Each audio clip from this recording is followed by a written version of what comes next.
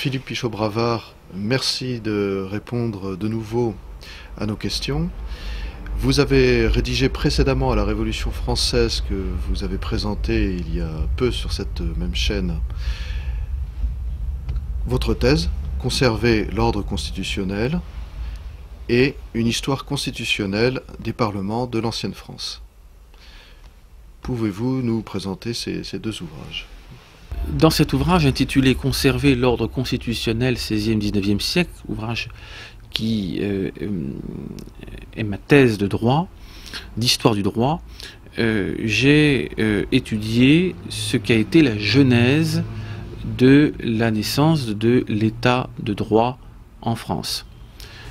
Au XVIe siècle, tout un discours, des procédés juridiques attestent de la consistance de ce que l'on a appelé l'état de justice.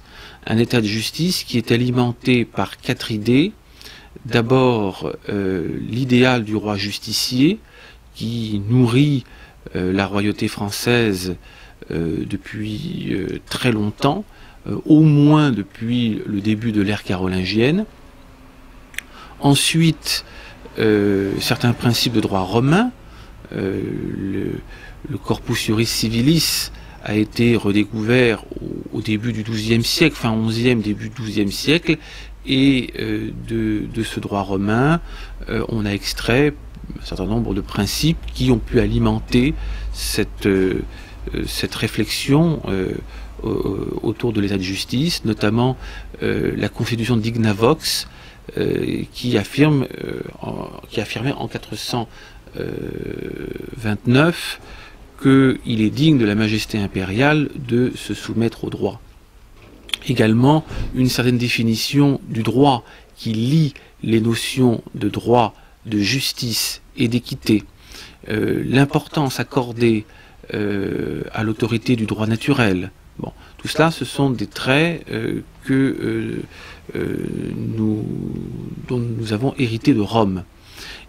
Troisième idée importante également, l'influence des canonistes médiévaux qui continuent à s'exercer aujourd'hui sur de nombreux aspects de notre droit, et pas simplement le droit de la famille.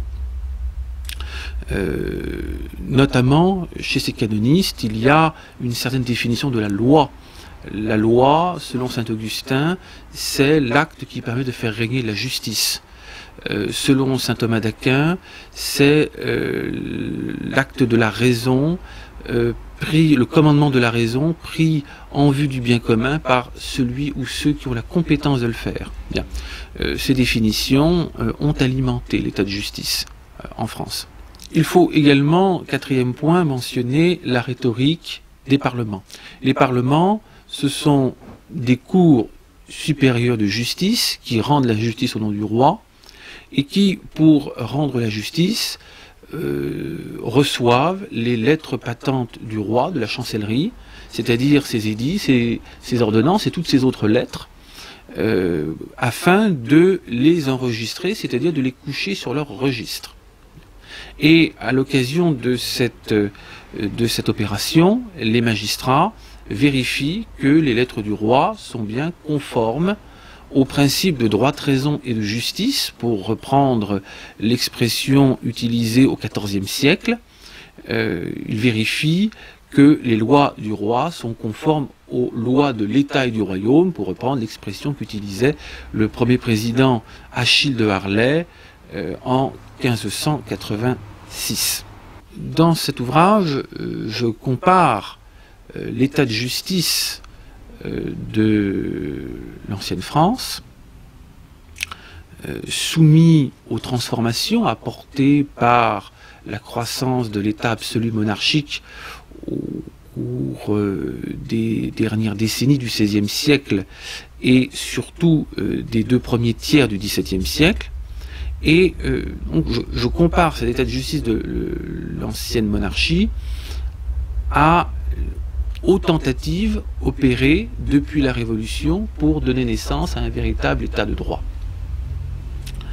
Et j'ai pu constater que autant la soumission du souverain au droit était relativement aisée avant 89, malgré l'affirmation de la souveraineté absolue du monarque, qui, quoique absolu, demeurait soumis au respect des lois fondamentales, du droit naturel, des commandements de Dieu, de tout un corpus de règles contre lesquelles sa volonté ne pouvait rien.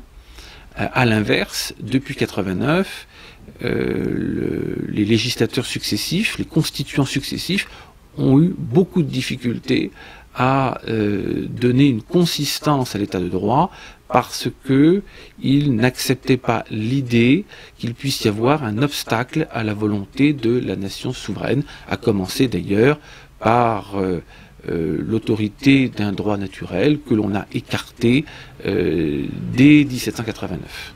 Le second ouvrage, Histoire constitutionnelle des parlements de l'ancienne France, vient un peu en vis-à-vis de votre thèse. Dans cette histoire constitutionnelle des parlements de l'ancienne France, j'ai voulu présenter de manière simple et synthétique une question assez embrouillée qui est celle du rôle constitutionnel joué par les parlements sous l'Ancien Régime.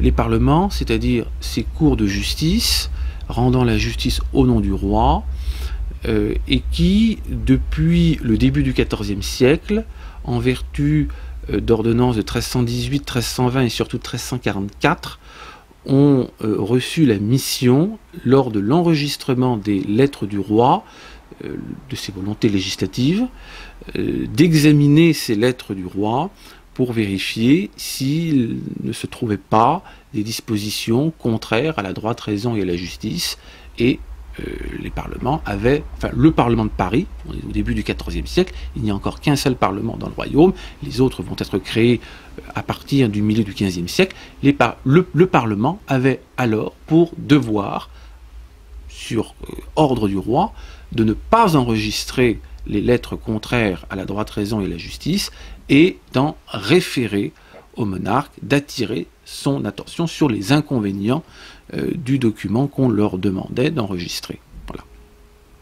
Alors, je couvre toute l'histoire des parlements jusqu'à la Révolution, et dans cet ouvrage, j'explique comment, au milieu du XVIIIe siècle, les parlements, gagnés par des idées nouvelles, notamment les idées libérales de Montesquieu et de Boulainvilliers, se sont mis à concevoir leur rôle d'une toute autre manière que celui qui était le leur jusque-là. Ils ne se sont plus voulus les prêtres de la justice, mais les défenseurs de la liberté. Ils ne se sont plus voulus le conseil essentiel du roi, mais les représentants de la nation, apportant à la loi du roi non pas l'assurance qu'elle était conforme à la droite raison, à la justice et aux lois fondamentales du royaume, mais apportant à cette loi le consentement de la nation. Ils se sont voulus un contre-pouvoir dans la lignée de ce que Montesquieu explique dans l'Esprit des lois. Ils sont voulus donc un contre-pouvoir, et ils se sont mis à faire de l'opposition systématique, bloquant tous les projets de réforme importants que Louis XV et ses ministres souhaitaient mettre en œuvre, ce qui a conduit d'ailleurs Louis XV en 1766, lors de la fameuse séance de la flagellation, à réaffirmer les principes de la monarchie et à réfuter les idées subversives développées par les parlements depuis une quinzaine d'années. Pour éclairer cette histoire constitutionnelle des parlements de l'ancienne France, j'ai ajouté la publication de textes illustratifs, les uns très connus mais incontournables, comme le discours de la séance de la flagellation, les autres beaucoup moins connus, voire inédits, tiré d'archives, tiré des manuscrits français. Je pense notamment à la description que Théodore Godefroy peut effectuer des lits de justice. Je pense également aux ordonnances royales de 1318, 1320 et 1344 par lesquelles le roi a conféré aux magistrats ce droit de remontrance qui était alors un devoir de conseil. Philippe Pichot-Bravard, merci pour cette deuxième intervention sur MPI TV. Donc la première concernait votre ouvrage La Révolution française. Et donc vous nous avez présenté deux ouvrages antécédents, une histoire constitutionnelle de l'ancienne France et une histoire constitutionnelle des parlements de l'ancienne France. Donc, évidemment, la thèse est plus générale que le second ouvrage présenté. Philippe Pichot-Bravard, merci beaucoup.